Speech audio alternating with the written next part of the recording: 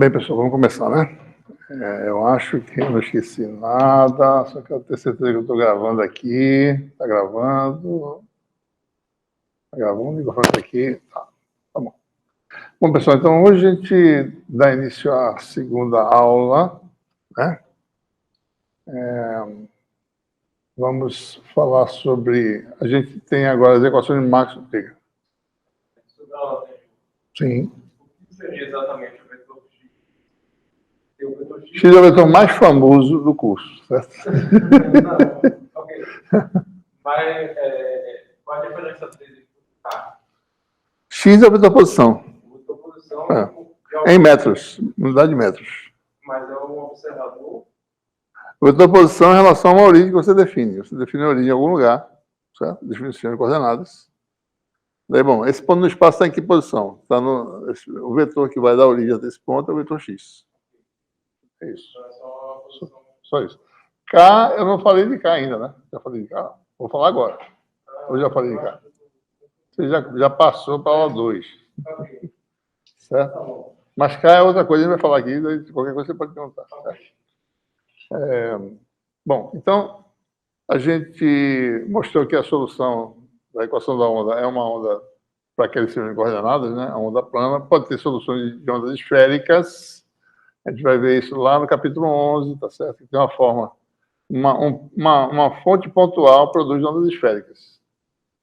E tem o vetor campo elétrico, tem o vetor campo magnético, tem uma forma de onda esférica. Tá? A gente vai ver isso. A gente aqui vai fazer em cartesiano daria o quê? Bom, daria onda plana, né? A solução, certo? Essa solução para qualquer caso? Não, não é. Certo? Serve para alguma coisa? Serve. É como se fosse série de Fourier, certo? As componentes de Fourier não servem para você sintetizar qualquer coisa, qualquer sinal. Uma onda plana, você pode usar ela para sintetizar qualquer distribuição no espaço de campos. Então, onda plana não quer dizer que tudo é onda plana, não é. Ela é uma coisa... Na verdade, a onda plana não existe, é uma coisa matemática, certo? É uma coisa matemática, que nem a função seno não pode ser construída, certo? A verdadeira função seno não pode. Né? Menos infinita, mais infinito, não tem jeito. Né? Que oscila para sempre. Não existe. Ela começa e termina.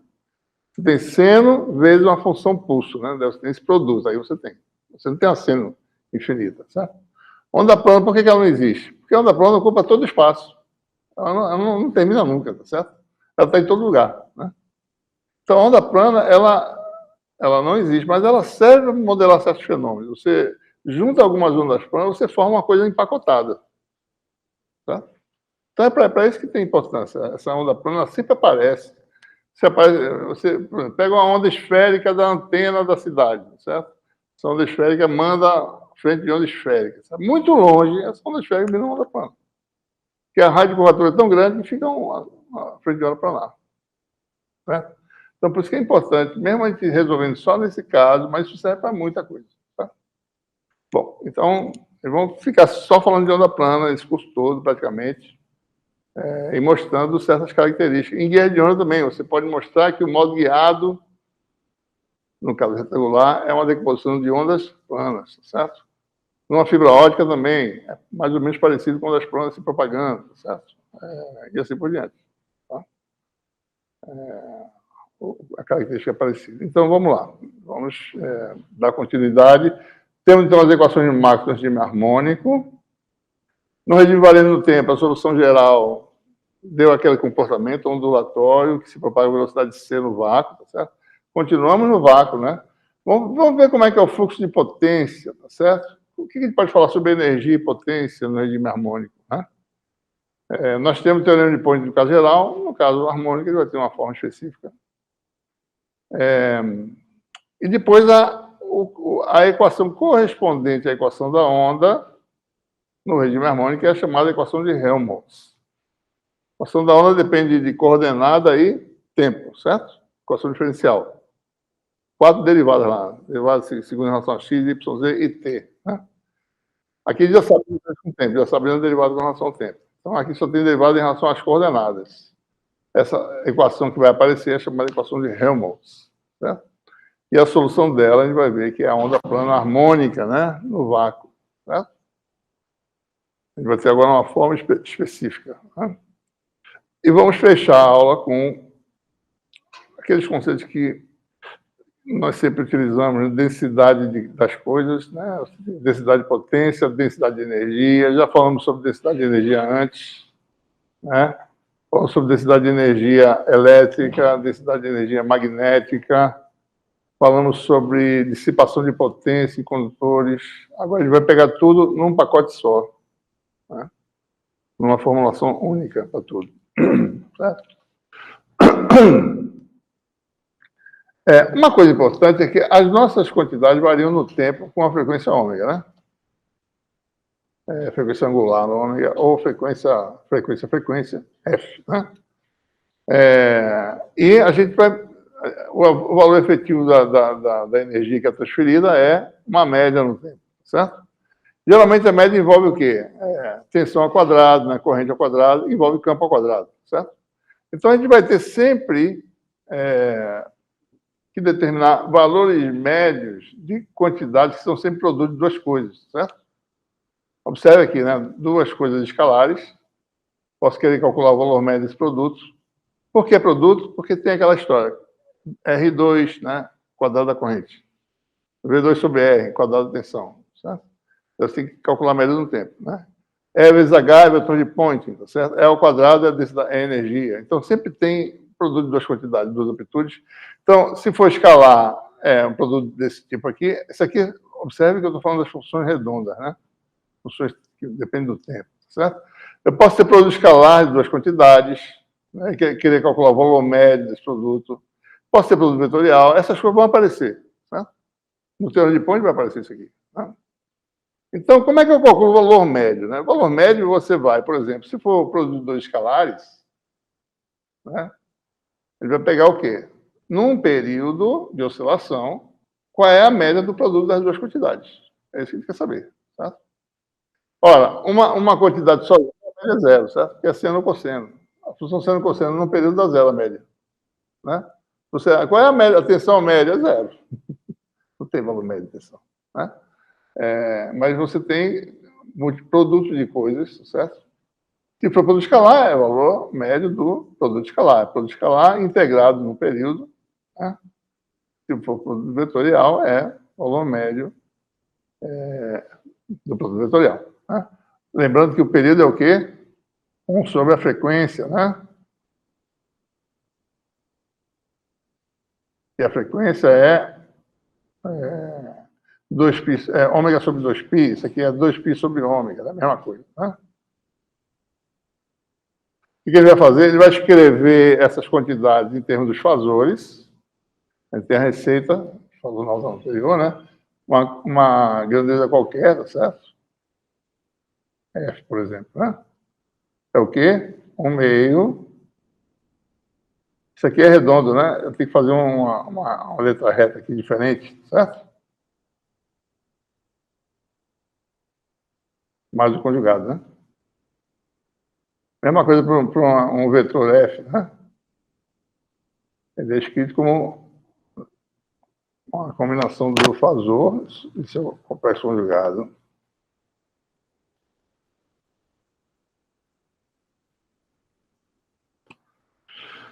Então, a gente quer fazer produtos de coisas que são representadas dessa forma, né? Você tem uma para F, tem uma para G, tem um vetor F, vetor G, né? Então, o que a gente faz aí? Vamos fazer o cálculo, por exemplo, do produto de duas coisas dessa aqui, certo? Vamos pegar, por exemplo, qual é o valor médio do produto FG, né? Produto escalar. Escrevemos cada um como sendo com sua representação fasorial, né? F exponencial complexa mais o conjugado, G exponencial complexa mais o conjugado dividido por 2, faz o produto, vai dar 1/4, né?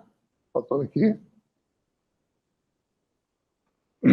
Aí vai ter um produto FG aqui, ó, exponencial de J2 ômega T, né? Aparece um cruzado aqui, FG conjugado, cancela a exponencial complexa, e o resto é o conjugado disso, certo? Por exemplo, né? F conjugado G é o conjugado desse aqui, exponencial de menos J2.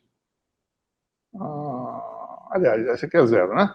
F conjugado do G, certo? Vai aparecer aqui, e vai ter um F conjugado G conjugado, que é o conjugado desse. Exponencial de menos J2 de ômega t. Eu posso escrever assim, fica mais fácil, né? Vamos integrar agora. Isso aqui vai dar 1/4. Isso aqui sai da integral, né? Porque isso aqui não depende do tempo, lembrando, depende das coordenadas, né? Integral da função exponencial de J2 ômega t num período. Quanto é que vocês acham que dá isso aqui? Sem fazer nada da conta. Essa função é periódica. Quanto é que dá a média dela? 0. Seja ômega t, seja 2 ômega t, seja 3 ômega t, 4, 5, 6. Né? Qualquer que você colocar, só se botasse ômega sobre 2, mas não tem. Sabe? Começa em ômega, né? Então, 2 ômega t dá 0. Isso aqui, 0. Conjugado dela também dá 0, certo? Então, esse termo sai e o conjugado dele sai também. Fica só o termo dc. Esse termo aqui, ó, fg conjugado, sobre t integral num período que dá o próprio t, né? Mais o conjugado. Certo? Isso aqui é o cálculo da média, vocês já disseram, né? É isso aqui. Então, o valor médio dá quanto? 1/2 ao quadrado, fg conjugado mais o conjugado. Fg conjugado mais o conjugado disso.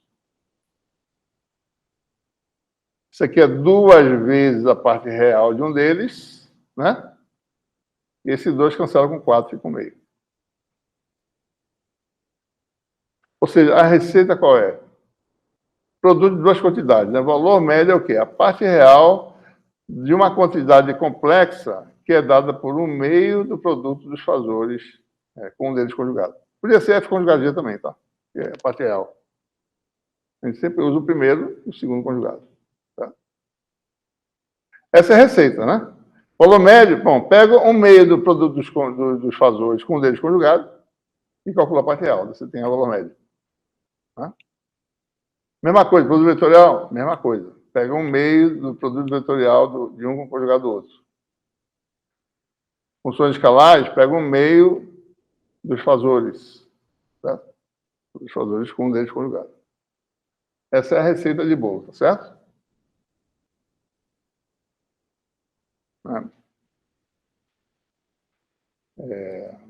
Muito bem. Então, sabendo disso, agora a gente tem a nossa formulação, né?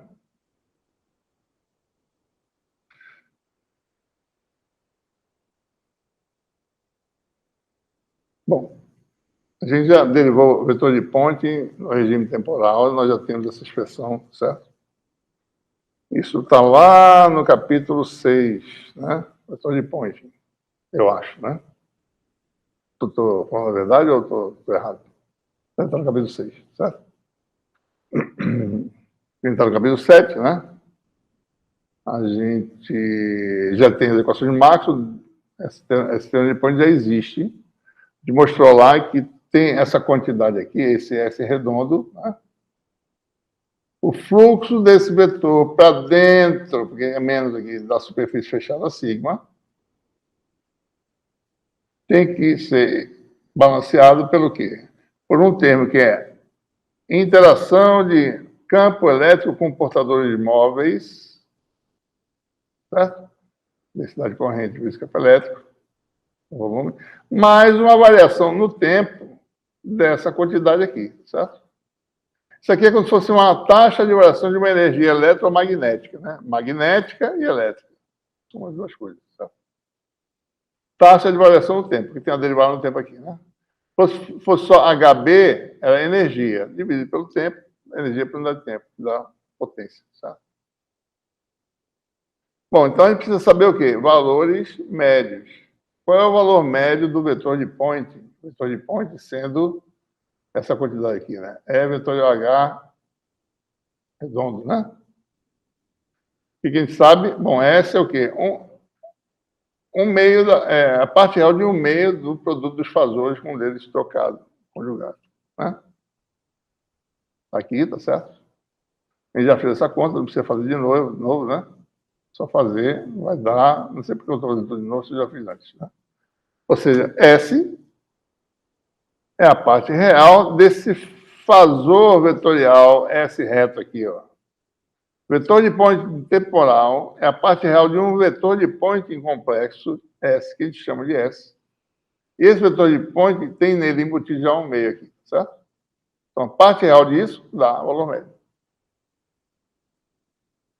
Então, o vetor de point complexo, a partir de agora, vai ser definido como um meio de E vetorial H conjugado. Né? Parte real tem a ver com potência ativa, a parte imaginária tem a ver com potência reativa. Tá?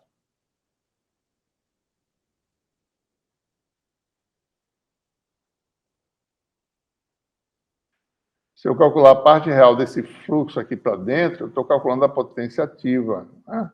Potência que vai ser dissipada, certo? Quer dizer, se ela for positiva, né? Se for potência positiva, é porque ela está sendo consumida, certo? Está sendo lá para dentro. Pode estar sendo consumida, está passando direto, entrando e saindo, certo? Se isso aqui der zero, entra e sai, o que entra, sai. Né? Se isso aqui der positivo, é porque essa potência foi consumida. Entrou a potência. Certo? Né? Você pega o volume fechado, calcula a potência que foi para dentro, dá um valor qualquer, é porque essa potência foi usada. Se desse zero, é porque ou não tem campo, ou porque entrou e saiu, sem ser dissipado. Tá? Por outro lado, se der negativo, né, quer dizer que a potência está fluindo para o exterior. Tá? Pode ser que tenha alguma coisa lá gerando essa potência, por exemplo. Bom, então temos aqui o teorema de Poynting no regime temporal, né? Isso aqui, correto? E agora,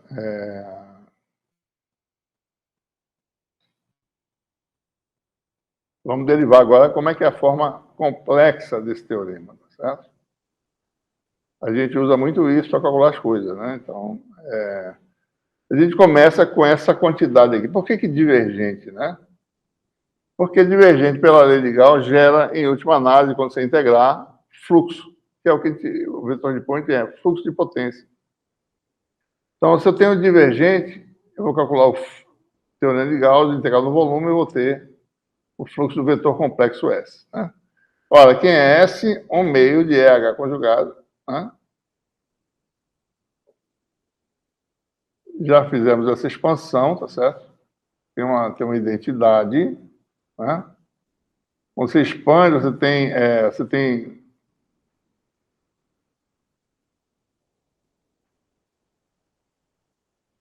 só lembrando aqui, né?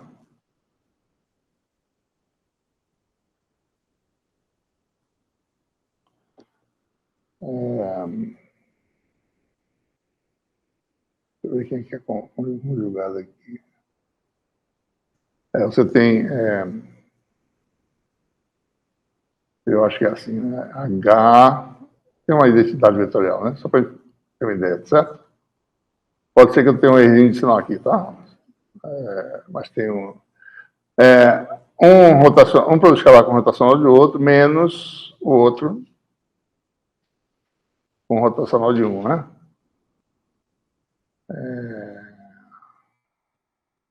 Ver se está certo aqui, tá? Deixa eu ver aqui se está a situação de H conjugado. Não é isso, não.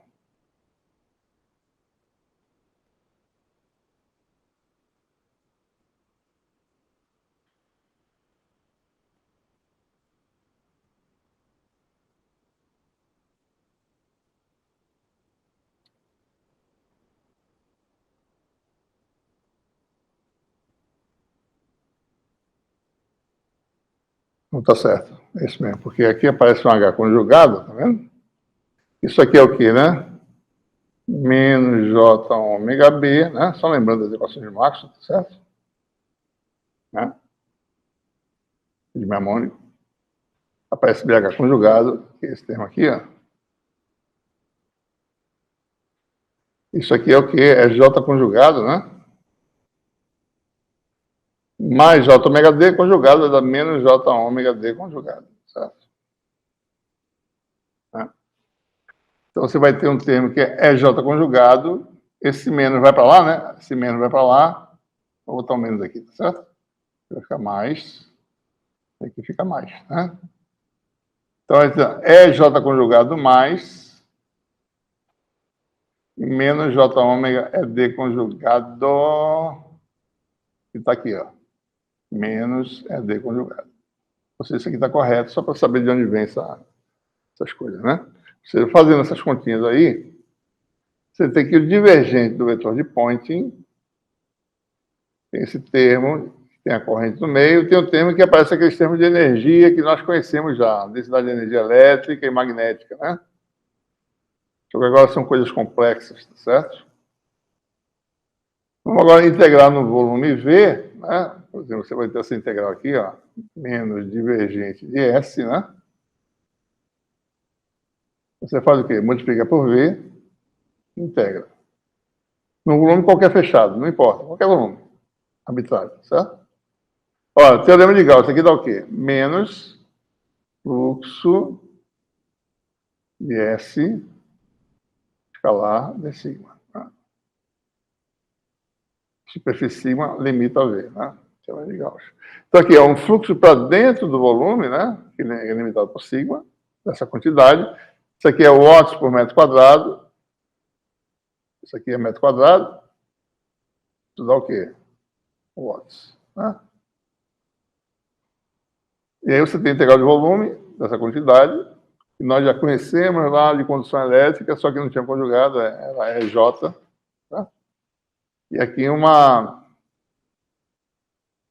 integral de uma diferença, né?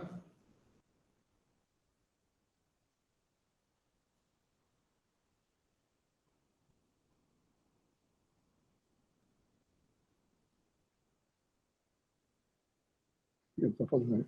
Isso aqui está repetindo de novo, né? O que é isso?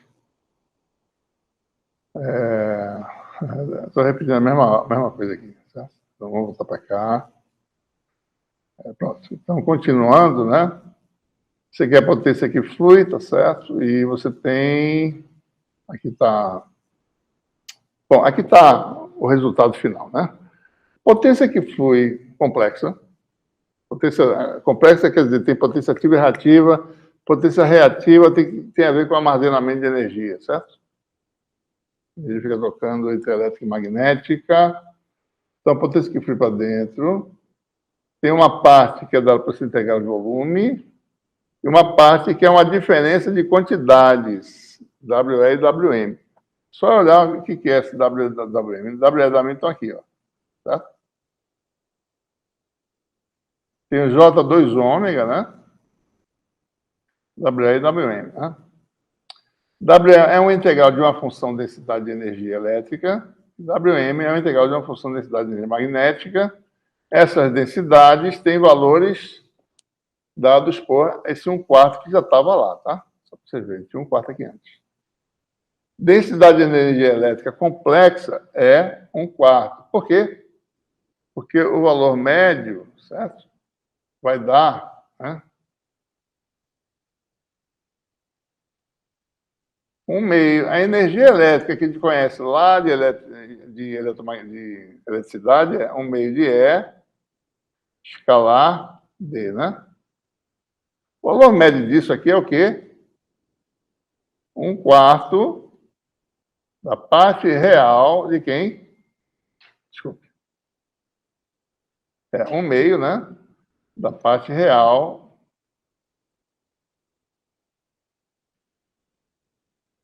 de 1/2 de AD, né? Estão lembrados disso? Da regra? Né? A densidade de energia elétrica é 1/2 de AD. De magnética é 1/2 de BH, certo?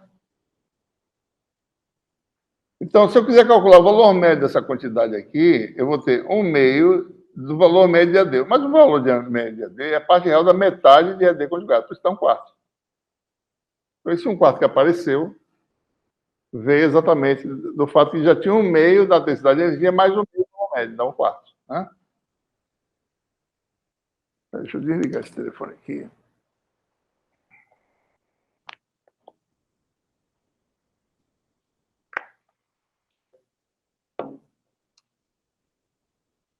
Tá claro, pessoal?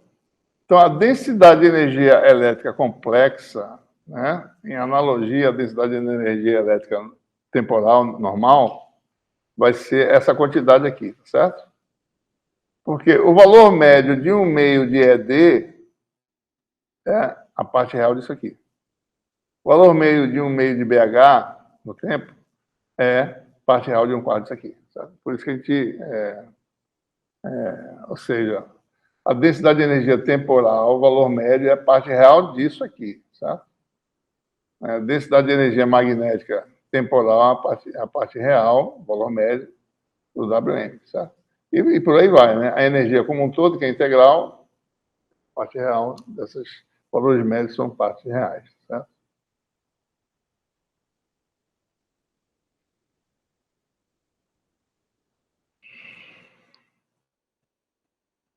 Então, o turning point é bem simples, tá? Só para vocês olharem direitinho aqui, tá? Fluxo de potência complexa por interior de uma superfície é dado por uma integral que é intercâmbio de energia entre campo e portadores móveis, esse termo aqui, e um termo que é diferença de energia elétrica e magnética. Tá? Suponha que isso aqui dê real, tá? Ou suponha que não tenha portadores. Suponha que isso aqui dê zero, tá? Suponha que essas quantidades sejam reais. Né? Se não tiver isso aqui, você não vai ter... Se isso aqui for real, né? Se isso aqui não tiver, não vai ter parte real desse fluxo. Vai ter a parte imaginária apenas. Certo? Então não tem potência ativa, não tem dissipação de potência. Só tem essa quantidade aqui. Se isso aqui for zero, a densidade de energia elétrica e magnética estão equilibradas, né? Não tem parte imaginária. Certo?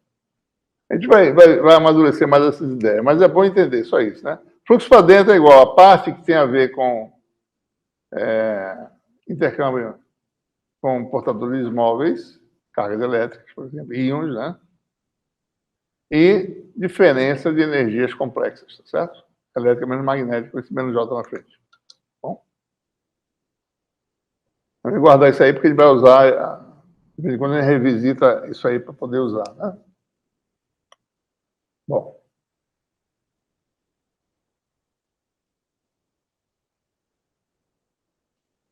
Bom, e a equação de Helmholtz, né? O que ela vem a ser? Né? Vamos voltar ao caso original aqui, que nós temos... Fica na frente, bicho. Mais uma vez, né? Eu estou longe das fontes, né? Observando o comportamento dos campos longe. Então, nesse caso, estou no vácuo, né? B complexo é igual a B vetor é igual a μh, D igual a ε0E, né? Equações de máximo de regime harmônico sem fontes. Rotacional de E menos J ômega B, que é isso aqui. Rotacional de H igual a J, que é zero, mais J ômega D, que é ε0E.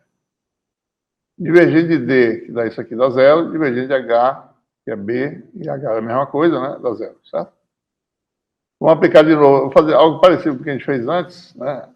Aplico o Nabla novamente numa dessas equações. Vamos chamar de F, né? Uma dessas duas. Ou E ou H. Tá? Ou E ou H. Fazores, né? Você tem o quê, né?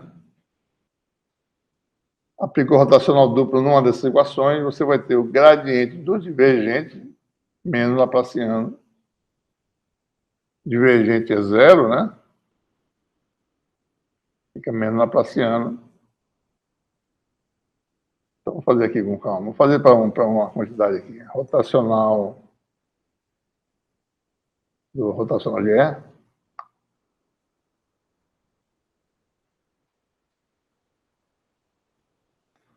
É igual a gradiente divergente, que dá zero, né? Menos rotação de E. Né? Rotação de E é quem? Menos J ômega mi zero H. Vai dar menos J ômega mi zero rotacional de H. Rotacional de H é igual a J, que é 0, né? Mais J ômega ε0 é, né? Então vai dar menos J com J dá J2 dá menos 1, menos mais ômega 2. Mi0 ε0 é o quê? Inverso do quadrado da velocidade da luz, né? C1 sobre raiz de Mi0 ε0. Mi0 ε0 dá 1 sobre C2, daí reproduz E, né? Esse parâmetro aqui tem dimensão de tempo a menos 1 sobre comprimento sobre tempo, né? Tirando o quadrado aqui. Comprimento sobre tempo, né? É 1 sobre comprimento, certo? Então, esse parâmetro é chamado de K0. Por que 0? Porque é no vácuo, tá? Depois a gente vai ver o que acontece no meio material. Então, vou chamar essa razão ômega sobre C. Esse parâmetro é o número de onda do vácuo. Por que tem esse nome? A gente vai ver.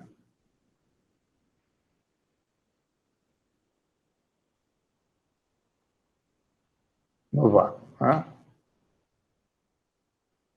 Dimensão de K0 é qual? L a menos 1. Então, ficamos com quem, né? Menos Laplaciano de E igual a K0 ao quadrado E. Ou seja, Laplaciano aplicado a E reproduz o próprio E, né? Passando tudo para um lado, vai ficar uma equação diferencial espacial apenas, sem termos de temporais, né?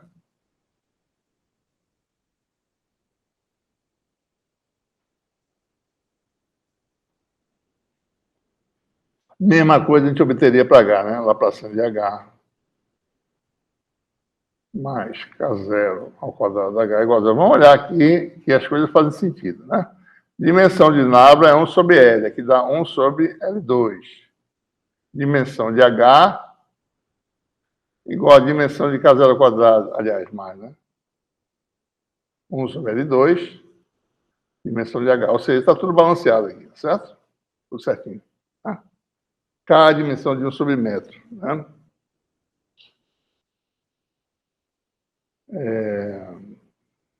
Bom, C nós já sabemos, né? A velocidade da luz no vácuo, já falamos disso antes, dá 3 vezes 10 oitava, né? Metros por segundo. E o K0 é a frequência angular sobre C, né? Bom, solução desse problema é muito parecida com a solução que a gente fez antes, né? A gente vai pegar o Nabla, vamos fazer em cartesianas, e vou obter um grupo de soluções, que é muito útil em várias situações, né? D2, dx2, etc.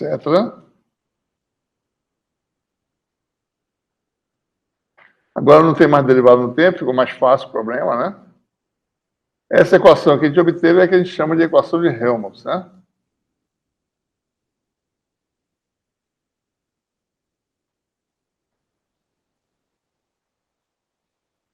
Certo? Nosso objetivo é resolver isso. Tem vários sistemas de coordenadas. Vamos fazer em cartesiana porque é mais fácil. Se eu não fizesse em cartesiana, fosse para Schrödinger, por exemplo, aí esse Nabla 2 não é tão simples a expressão dele. É complicado. Nabla 2 sobre o vetor fica um negócio desse tamanho, certo? A gente faz em cartesiano, fica mais fácil, né? Então, fazendo em cartesiano e assumindo... aí você pode, Laplaciano de um vetor, né? Se o vetor tem componentes cartesianas,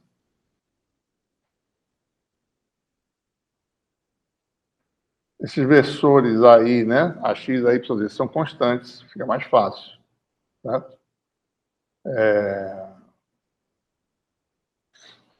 Então, você tem aí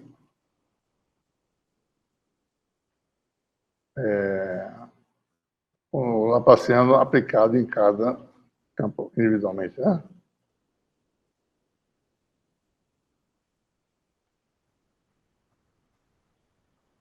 Magdiel, né? Tá rindo de quê aí, Magdiel? Só para ter... Eu tô curioso para saber. O que é isso aí? Você está vendo no celular? Bicho, não faz sentido você estar aqui, tá? Perdendo seu tempo. E não está concentrado, bicho. Hã? É o quê? Na aula, bicho. Eu recebi 50 mensagens aqui, não respondi nenhuma. Tá? Porque, pô, já é difícil a matéria, certo? Se você não concentra, você fica perdendo seu tempo. Está perdendo tempo, bicho. Realmente fica difícil. Né? Difícil. A gente está tentando ensinar um assunto complicado. Né? As pessoas têm dificuldade de entender. E você ainda está se comunicando durante a aula, bicho. Entendeu? Eu acho que não cabe. Né? Ou você escolhe, você quer assistir a aula? Então assiste, pô. Meta a cara, certo? Vamos lá.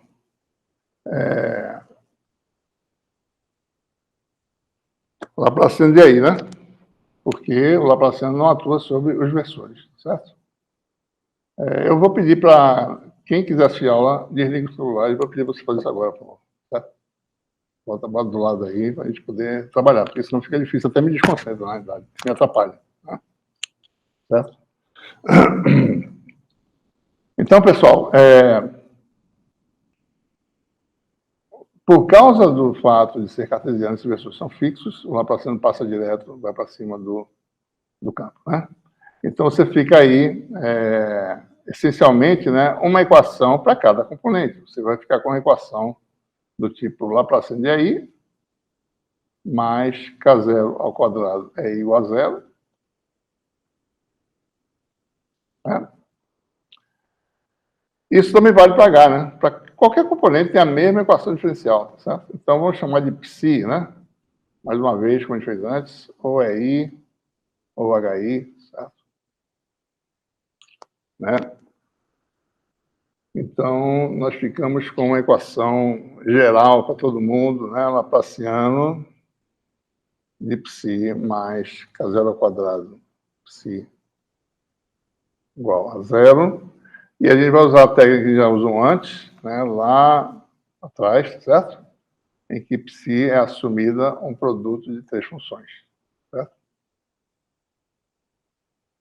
Não quer dizer que toda a solução é dessa forma, não. Quer dizer que a gente vai construir funções mais simples que são dessa forma, porque com essa solução simples, a gente constrói as mais difíceis, que não são produtos, certo?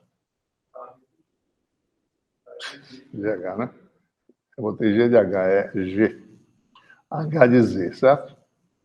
Então, essa é a lógica de você fazer isso. Não é porque toda solução é desse jeito, não. A gente vai descobrir como é que são essas soluções específicas para usar elas como base para a construção de outras soluções, de outros problemas mais complicados. Essa é a ideia. Tá? E aqui a gente pode saber, a gente sabe que derivada segunda em relação a x só atua sobre f, em relação a y só sobre g, em relação a z só sobre h, certo? Então, quando a gente mexe um pouquinho nisso aí, né?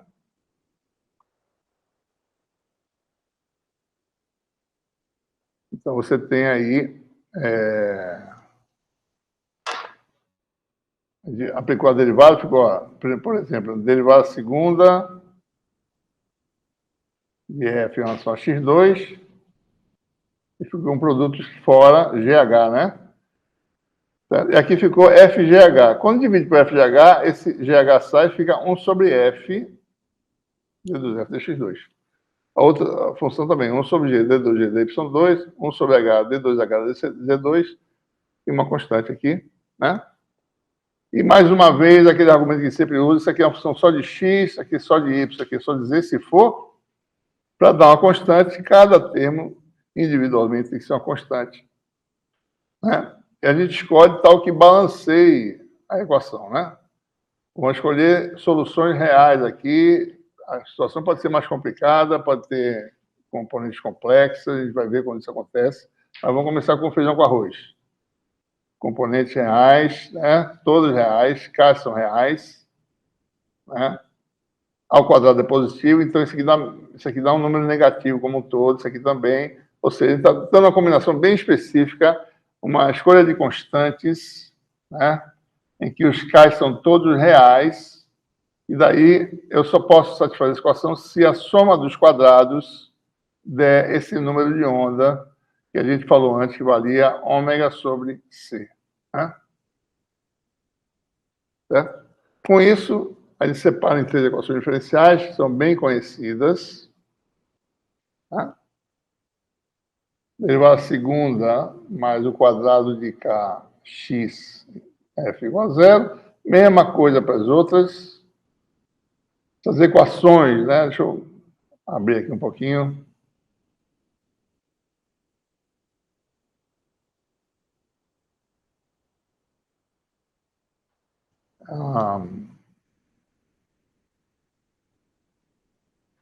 Você tem equações do tipo, né? Derivada segunda de uma função, por exemplo, a função f, né?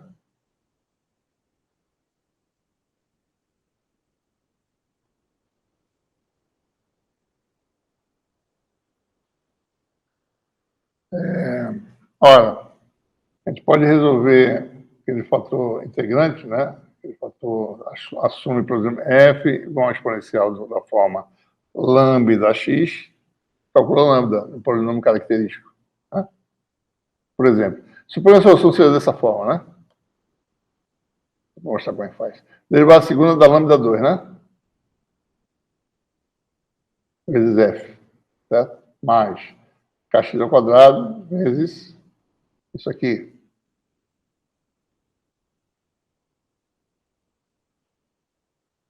Para dar zero, o que eu tenho que ter? Lambda ao quadrado igual a menos kx ao quadrado. Quais são as raízes? Mais ou menos quem? Número complexo, j, vezes kx. Tem 2 raízes, certo?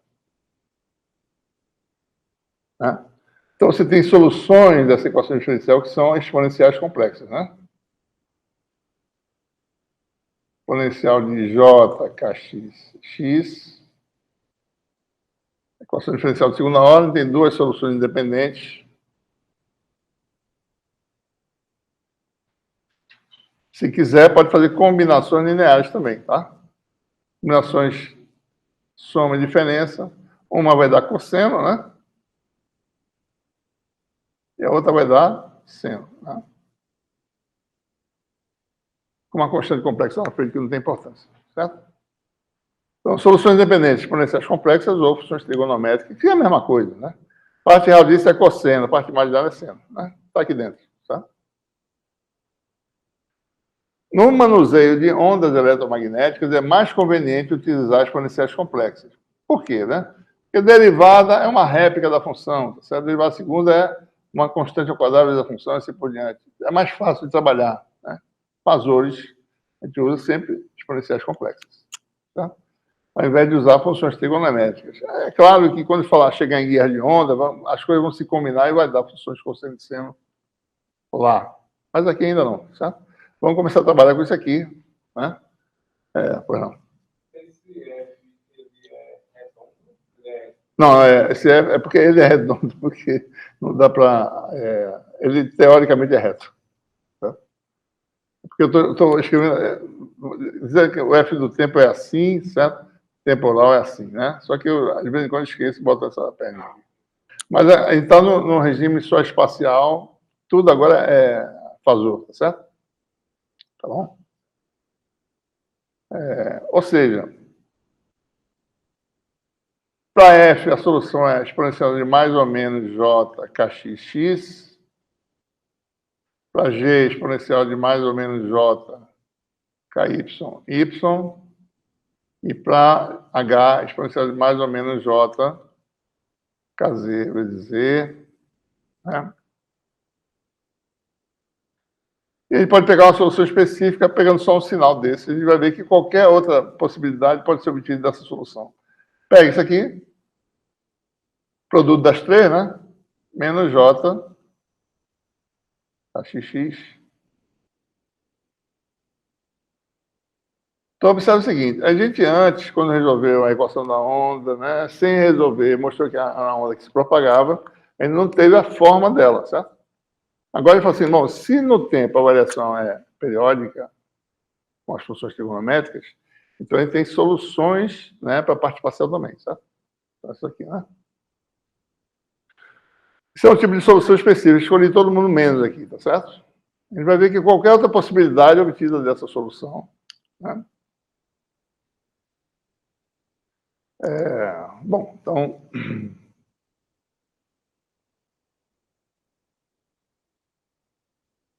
Ora, essa aqui é uma possível escolha, né? Vamos definir o vetor de onda como tendo componentes kx, ky e kz. É um vetor em cartesiano dado por kx, ax, mais ky, ay, mais kz, az. Ele é chamado vetor de onda onde? No vácuo. O módulo dele é quanto? Raiz quadrada de kx ao quadrado, mais ky ao quadrado, mais kz ao quadrado, que dá k0. O módulo do vetor de onda no vácuo vale k0. Vale quanto? Ômega sobre C. Né? Ora, se eu reconstituo essas componentes, componente x, y, z, e multiplico os versores, eu formo, então, uma solução para o campo elétrico. Certo? Que é dado por um vetor constante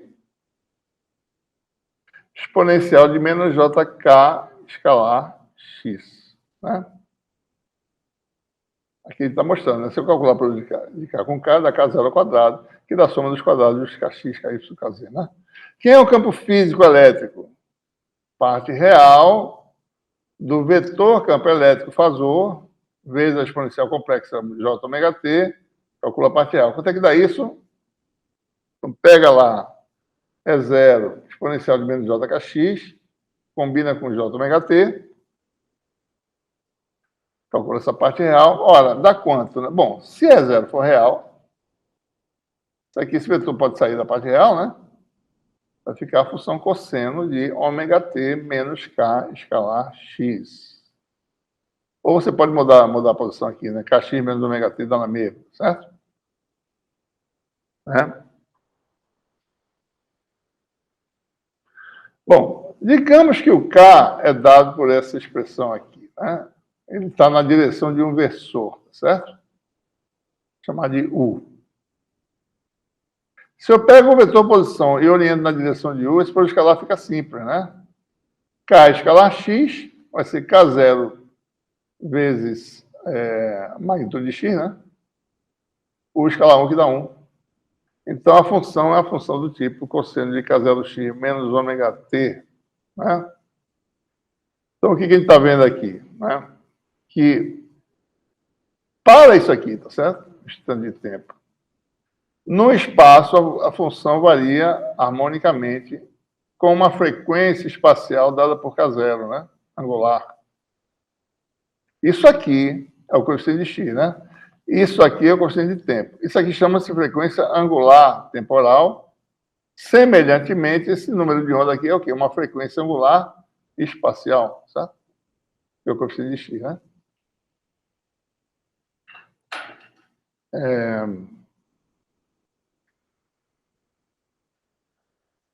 Sob que condições eu mantenho essa fase constante? Só fazer isso aqui igual a constante. Né? Então, observe, né? Estou indo na direção U.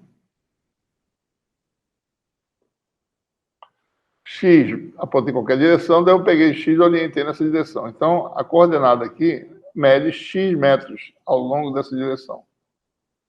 Né? Com relação a essa coordenada X, se eu fizesse um gráfico da amplitude do campo elétrico, daria uma função cosseno. Né? Vou botar seno, tá certo? Vou botar zero aqui, fica mais fácil. Então, a amplitude do campo, vou botar aqui só qualitativamente, como função de x, varia com a função, varia espacialmente. Você tira uma foto, naquele instante de tempo, daí você vê uma senoide parada no espaço. O tempo avança, então você vê essa senoide, certo? Avançar. Pega uma flecha, tá certo? Uma lança, faz ela na forma senoidal e lança ela. Pronto, você tem uma onda. Né?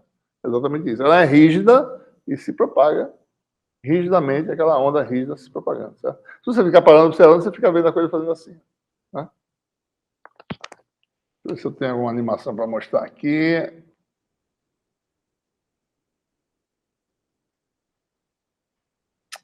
Wave. Tem alguma coisa aqui, não?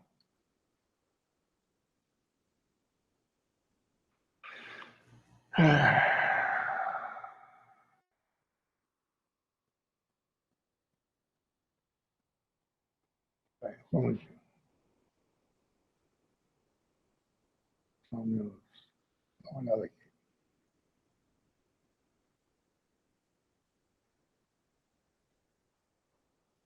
Na sua matemática.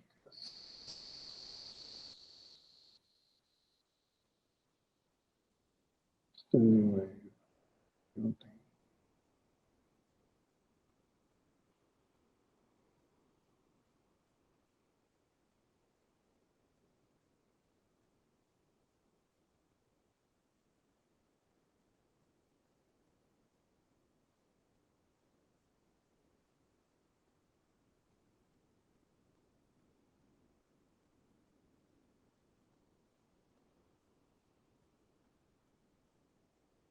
É. Só um minutinho.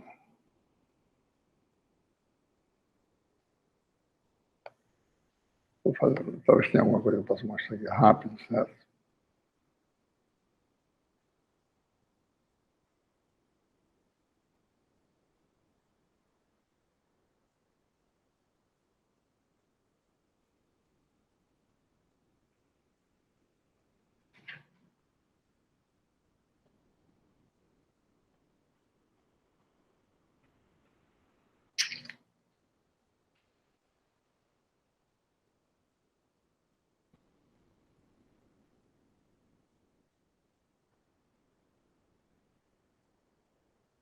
Eu não consigo achar aqui. Estacionária.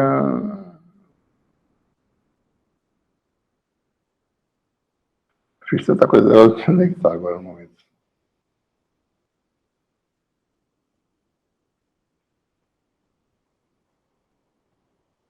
Não sei como achar agora, não. Bom, deixa aí, vocês podem procurar depois no canal da disciplina, deve ter, certo? Eu vou fazer um esboço aqui, eu mostro. Tá? Bom, enfim, né, você tem aqui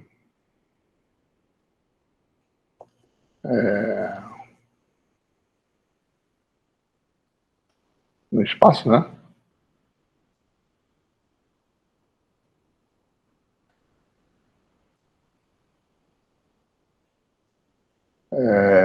Isso aqui se desloca, né?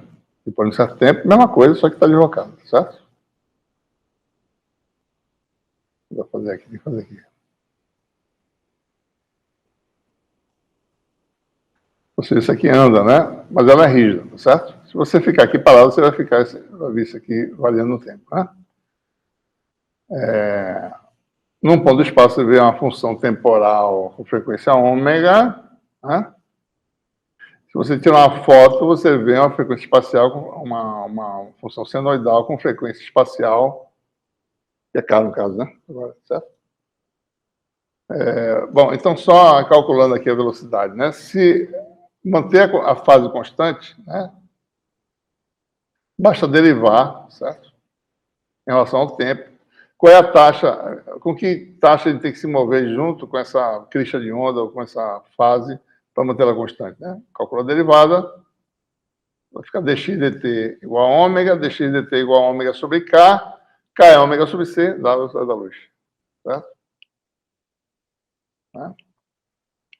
Então, faz sentido, certo? Deixa eu mostrar aqui uma característica importante, né, para a gente poder...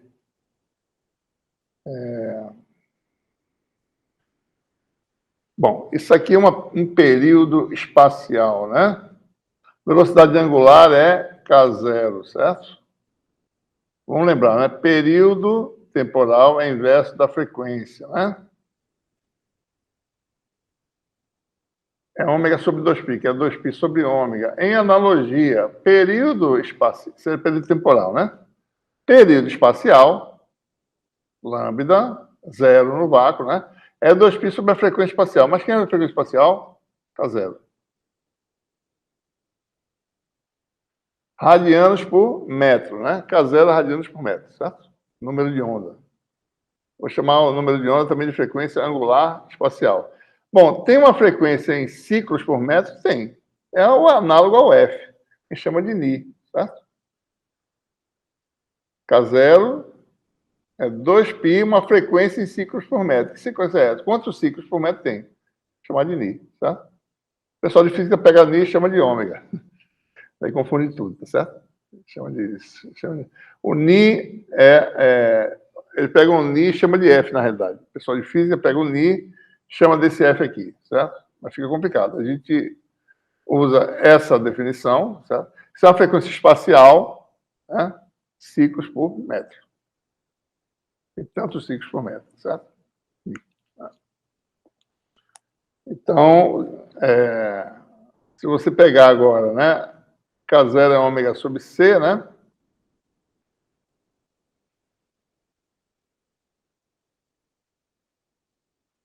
Ômega sobre C, C fica aqui em cima, ômega é igual a 2πf, fica C sobre F. Então, comendo de onda é aquela relação que você já conhece, né? Velocidade da luz sobre a frequência de ciclos por segundo. O que nós temos aqui, né? Altas frequências, pequenos comprimentos de onda. Isso aqui é muito rápido, por quê? Porque ela é comprimida. Quando ela passa na mesma velocidade, ela oscila muito, certo? Por isso. Tá? Frequência alta, comprimento de onda pequeno. Frequência baixa, comprimento de onda grande. Frequência baixa, Checho, né? Vamos ver aqui.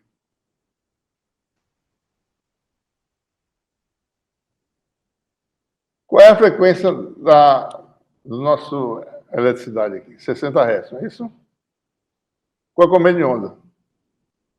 C sobre F. 3, deve ser grande pra caramba, né? 3 vezes 10 oitava sobre 60 Hz vai dar quanto?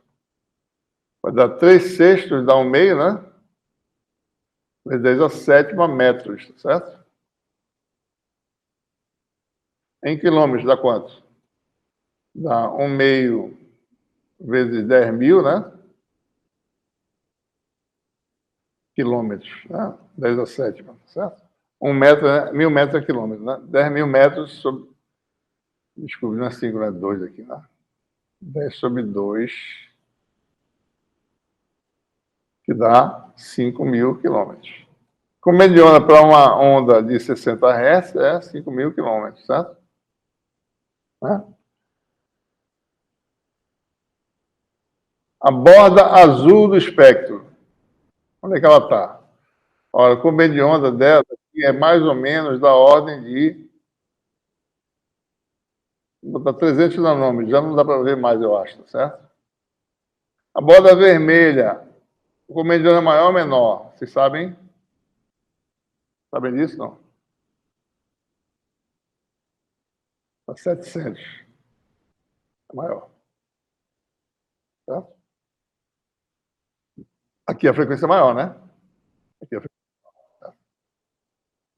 é maior. Você tem... Eu não vou nem botar a frequência que é... A gente pode calcular aqui, se quiser. Vamos calcular a frequência aqui. 3 vezes 10 oitava. Nanômetro é 10 a menos 9, dá 10 a nona, certo? Sobre 3 vezes 10 a segunda. Hertz. Né? Que dá quanto? 10 a sexta com 9 dá 10 a 15. 10 a 15 Hertz. Bom, 10 a 12 é tera, né? Terahertz. 10 a 15 é petahertz, eu acho, né? 10 a 15 já vai dar petahertz. Né? Eu não estou enganado, é isso? Vamos ver aqui rapidinho. Eu tenho quase certeza que não, mas eu vou, só para não dizer coisa errada, petahertz. Petahertz. Quanto vale um hertz? Cadê petahertz? Mas petahertz. 10 a 15, exatamente. Petahertz, né? Certo? Então, a borda azul está em 1 petahertz, né? É isso? Está certo aqui. 10 oitava, nanômetro subiu, 300, 17 por 10 a 15, pronto. E isso aqui é mais ou menos a metade, né? Da metade, meio petahertz.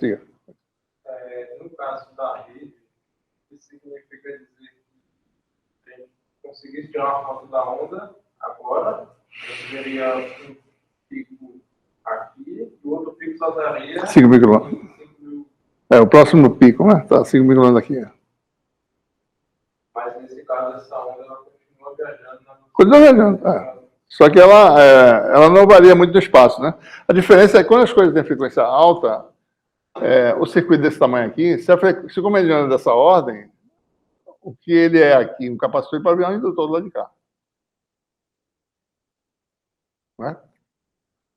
Ele tem uma característica de armazenamento de energia aqui, certo? Quando chega aqui é outra característica, para outro tipo de comportamento. Então, as coisas dependem do tamanho, né? Quando a frequência aumenta bastante. Você não pode falar, tem um capacitor. Não, não tem. Tem uma coisa que é armazenamento de energia, que muda, eletromagnética, etc. Né? Tem que lidar com ondas, né? Reflexão, tá certo? Descontinuidade, a onda bate e volta. Então, tem todo esse detalhamento que tem que levar em conta. Né? Só complementando aqui os parâmetros, né?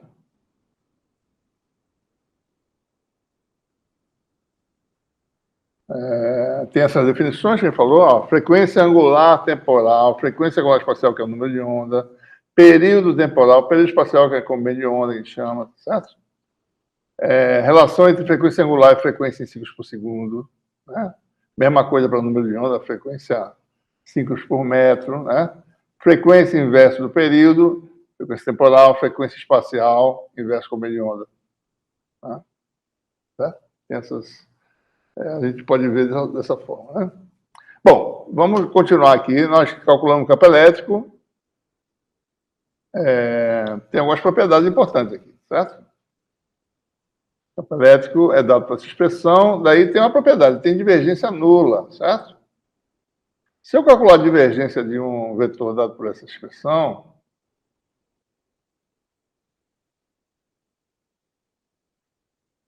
né, esse vetor aqui, essa função escalar,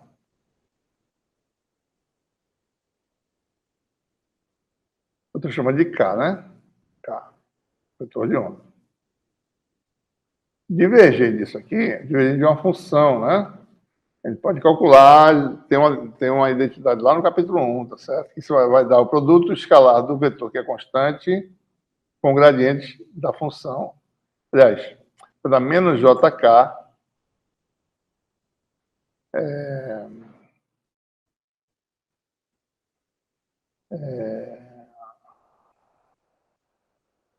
não é divergente disso, né? Está errado. Divergente do vetor, né? Vou botar aqui o reserva que eu esqueci, certo? Divergente de um vetor vezes a função. Vai dar vetor escalar o gradiente da função mais função escalar, mais função divergente do vetor, que é zero, que é constante. Então, isso aqui vai dar vetor escalar o gradiente disso. E o gradiente dessa função dá um vetor que é menos JK, função complexa, né?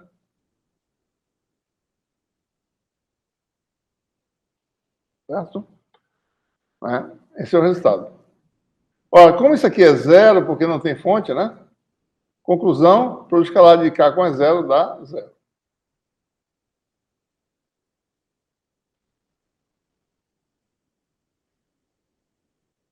Sendo K o vetor real, princípio, né? Isso aqui realmente quer dizer que existe uma ortogonalidade aqui.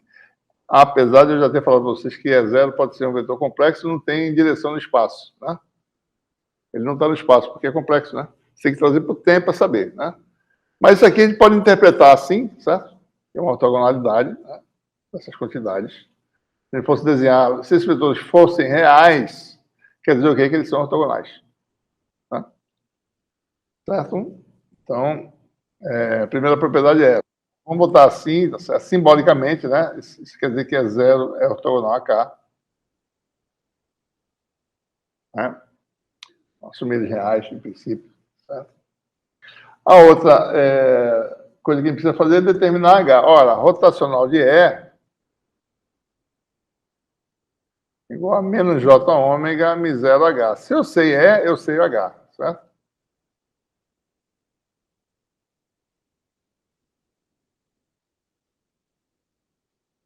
Calcular a rotacional de E, que é o rotacional desse E0 exponencial. Outra regra da cadeia que a gente vai usar, certo? Isso aqui vai dar esse resultado aqui. Vou lá para vocês fazerem aí, certo? Depois. Quando você calcula, usa a identidade, vai aparecer um gradiente da função exponencial, vai aparecer um produto vetorial. No fundo, vai dar esse resultado aqui bem simples, certo? 1 sobre uma impedância, chamada impedância de onda, produto vetorial dessa quantidade, que é a direção, o versor que dá a direção do vetor de onda, produto vetorial com campo elétrico. Né? O K é dado por K0 vezes U. U é a direção do vetor de onda. Né? Então, aparece uma coisa simples. Né? Isso aqui tem a dimensional, dimensão de volts por metro, isso aqui é ampere por metro, então isso aqui é uma impedância. Volt por impedância dá ampere, né? Volt por ohm dá ampere. Então, e quanto é que dá isso? Bom, dá fazendo as continhas aqui. É um número que é a razão entre μ e epsilon, que dá 120 pi ohms. De onde vem isso aqui é 1 sobre 9 vezes 10 a nona, é 1 sobre 4 pi epsilon zero, né? Isso aqui é 4 pi vezes 10 a nona, 7. Fazendo as continhas vai dar esse número aqui aproximadamente 120 pi, que dá 367 ohms, certo? Isso é chamado de impedância de onda. E a impedância de onda do vácuo tem esse número mágico aí, 120 pi, 367 ohms. Isso é uma coisa importante que a gente vai, quando olhar para ela, mas tem que lembrar esse númerozinho, tá? 120 pi, impedância do vácuo, né? Então, essa é a forma canônica da onda plana que chama, né? Forma canônica. Eu vou escrever duas aqui.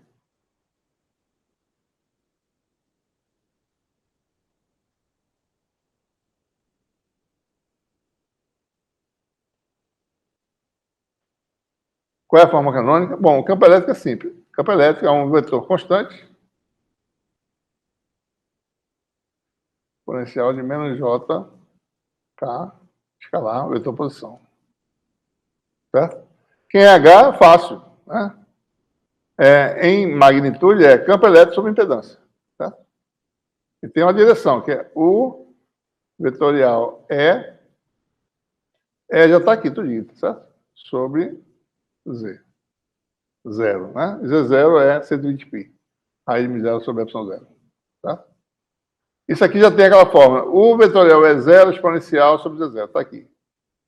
Então, dado isso, você já sabe a resposta para H, automaticamente. Essa é a forma canônica da onda plana. Eu podia fazer também assim, ó.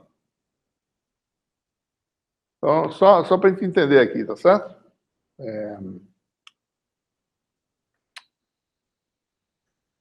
U e E são ortogonais, tá? Porque K é ortogonal a E, então U escalar é zero. Tá?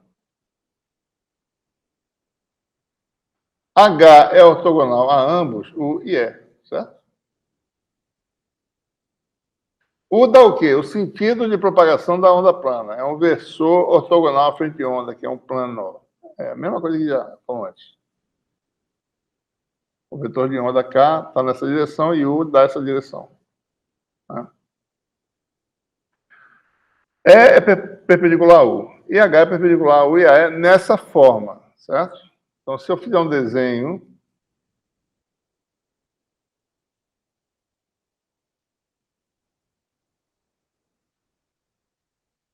pego U, pego E ortogonal, por exemplo, vou botar assim.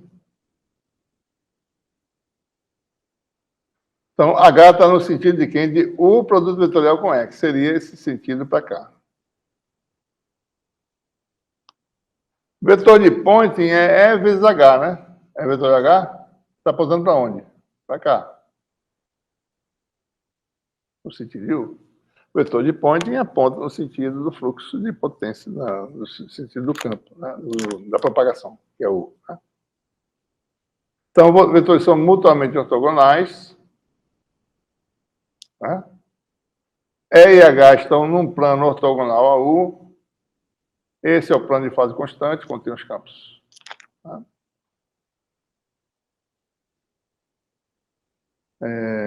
Então, aqui está mais ou menos o jeitão da onda, né? Isso aqui é só uma representação, tá? Frente de onda é um plano, os campos elétricos estão nesse plano, e a onda em todo espaço, lá não sei para onde, para cá também, certo? Ela não varia em nenhum ponto, certo? Por isso que eu estou dizendo que ela não existe. Uma energia infinita, né? Porque se você for calcular toda a energia que tiver nesse plano aqui, é muito grande, certo? Tá? A coisa tem que ser truncada em algum lugar. Que nem a função seno, né? Tem que ser truncada, né? Mas a onda plana ideal é essa aqui, que ela está em todo o espaço, essa telha ocupa todo o espaço, uma telha infinita. Tá? E essa telha se move com velocidade c. Tá? Forma canônica é essa aqui, é uma delas. Tá? Eu podia escrever também de outro jeito, né? Posso escrever, se eu quiser, H igual a H0 exponencial, dado H, né? Quem é o campo elétrico? O campo elétrico é a impedância vezes H, certo? Agora, para que sentido? Vê o sentido aqui. Vocês podem calcular lá se quiser, certo? Menos, vamos ver se dá certo, né? Bota aqui Z0, né?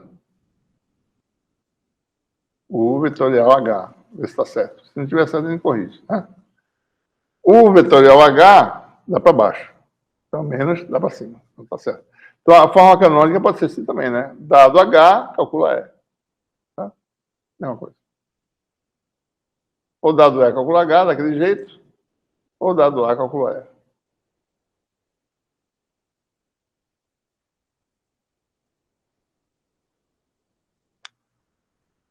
Né?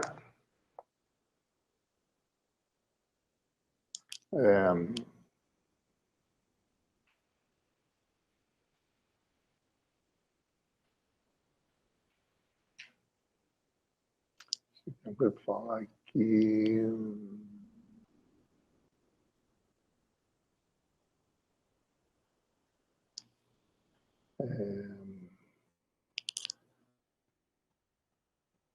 Bom, qualquer coisa eu lembro depois.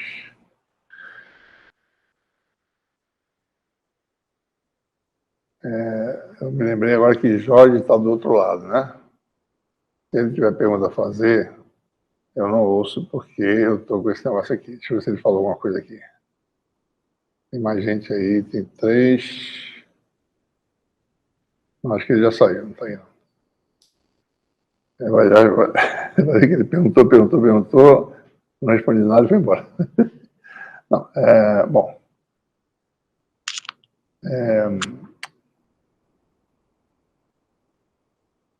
Bom, vamos ver como a onda plana, tá certo? Como é que é a densidade de potência, como é que é a densidade de energia, né?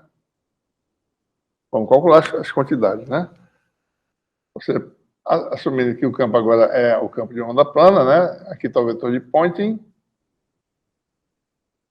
Você vai pegar a expressão para EH, só lembrando, né? É 0 exponencial de menos JKX. Você tem um produto triplo aqui, né? Só para a gente ver aqui. É zero. Exponencial de menos... Vou fazer essa continha com calma para ver como é que dá, né? Escalar, produto vetorial com H conjugado. U é um versor real, tá certo? Pode ter situações que ele não é, mas aqui por enquanto ele é, certo? Então é real. Então o conjugado é igual a U. Tá? H é um vetor complexo. Desculpa, o vetorial é zero. O vetorial é zero conjugado, né? Sobre Z é real, sobre Z é zero. Complexo disso aqui dá mais, né?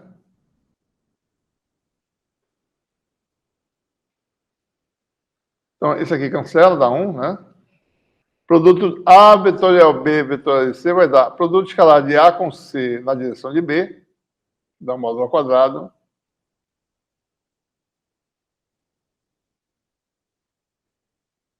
Na direção de B, que é o U, certo?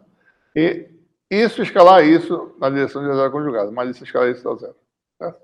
São mais. Então, o vetor de Poynting dá essa quantidade sobre 2, né? Faltou 2 que eu não coloquei. Onde é que está aqui o negócio? Né? Dá esse resultado aqui. O vetor de Poynting, primeira característica, né? Ele é puramente real, certo? O que mais? Não só isso. Ele é constante em todo o espaço. Né? Olha, se ele é constante no espaço, o fluxo... Quem é divergente de S dá conta? O vetor constante tem divergência de quanto? Nulo. Então, o fluxo, a lei de Gauss diz que o fluxo para qualquer superfície fechada dá zero. Para dentro ou para fora, certo? Né?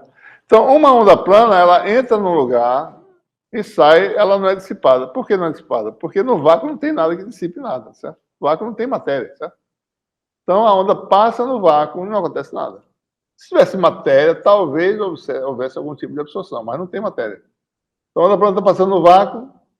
Então, se você pega uma superfície fechada, bom, é por consumida potência aqui dentro? Não, porque o fluxo dá zero. Entrou ou saiu. Continua, vai embora. Obrigado. Mas aí, qual é o significado daquela impedância de onda? Não é impedância ômega, não é impedância de onda. Quer dizer, para um dado em volts por metro, quanto é que seria o H em amperes por metro? É um fator de escala. Quer dizer isso. Tá? Impedância não é impedância de onda. Impedância de onda é algo que é em analogia à teoria de circuito. Tensão e corrente, campo elétrico e magnético. Tá? Densidade de energia, né? Nós temos lá, né? É um quarto de D conjugado, vai dar o D igual a εF, fica fácil, né? Densidade de energia elétrica também é puramente real. Densidade de energia magnética puramente real. Qual é a razão entre essas quantidades? Elas são iguais ou não? Né?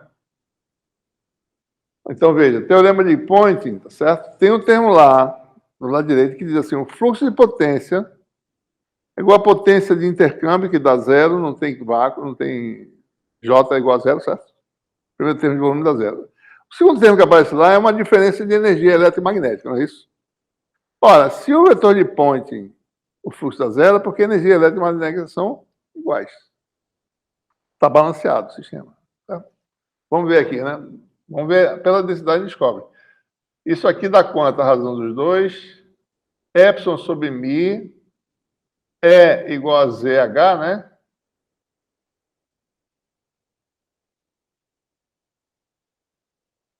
Está errado, né, bicho? É igual a ZH, né? É isso? Essa razão dá Z2.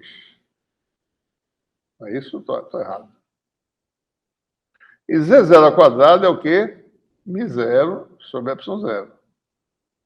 Então, isso vezes isso dá 1. Ou seja, densidade de energia elétrica e magnética são iguais, energias elétricas e magnéticas são iguais. A energia eletromagnética armazenada, que é a soma das duas, é 2 vezes uma delas. Né? Certo? Se a gente calcular essa quantidade aqui, ó, densidade de energia vezes velocidade da luz, dá o vetor de Poynting. densidade de potência é igual a densidade de energia eletromagnética, que é a soma das duas, vezes a velocidade da luz. É como se o vetor de Point fosse a taxa de movimento, digamos assim, certo? Da energia. Por exemplo, fluxo de energia através de uma área ΔΣ, certo? Você tem aqui um paralelepípedo PVzinho com comprimento ΔL lateral, uma área ΔΣ, né? Tem uma energia aqui dentro, tá certo? A energia entra e sai. Com que velocidade essa energia passa, né? É de se esperar que seja a velocidade da luz, certo? A gente espera que seja, né? Que a energia flui no espaço com velocidade da luz, né? Então, basta ver. Energia eletromagnética é a densidade de energia, área ΔL, taxa de variação, a taxa com que essa energia flui nessa área ΔΣ, né? Dado por essa razão, que é a velocidade de fluxo, certo? Então, isso aqui diz que essa taxa de variação, que é vetor de Poynting vezes a área, é igual a densidade de energia, área, velocidade de fluxo, né? Ou seja, vetor de Poynting é igual a densidade de energia vezes velocidade. Ora, mas V, eu já mostrei aqui antes que isso aqui dava, esse coeficiente era C. Então, essa velocidade de fluxo, de fato, é a velocidade da luz, né? Você calcular usando esse ponto de vista, você mostra que a energia flui com a velocidade V e essa velocidade nada mais é que a velocidade da luz, certo? Muito bem, então, bom, o que eu ia falar, eu me lembrei agora, né? Eu falei, ó, vou escolher esses sinais aqui para a equação, não foi?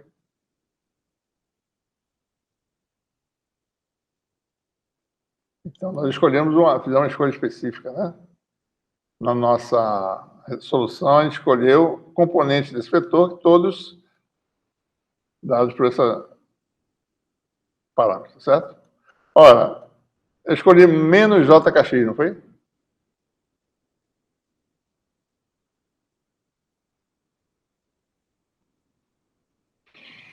A gente falou assim, ó, a solução é essa aqui, eu só preciso fazer essa aqui, eu falei, não foi? Qualquer outra possibilidade é obtida daqui. Porque qualquer outra possibilidade depende só dos sinais de KX que a gente fazer. Tá? Se eu, por exemplo, tenho uma onda se propagando para cá, digamos, uma onda que se propaga para a direita na direção X, ela vai ter uma onda que só se propaga na direção X, como é que ela é, o K dela, o vetor de onda? Kx vale K0, né? Só tem uma componente. Ky vale 0. Kz vale 0. Essa onda se propaga no sentido mais x. Uma onda se propagar no sentido menos x, como é que seria? Basta eu inverter a componente x dela, né? Menos K0, 0, 0.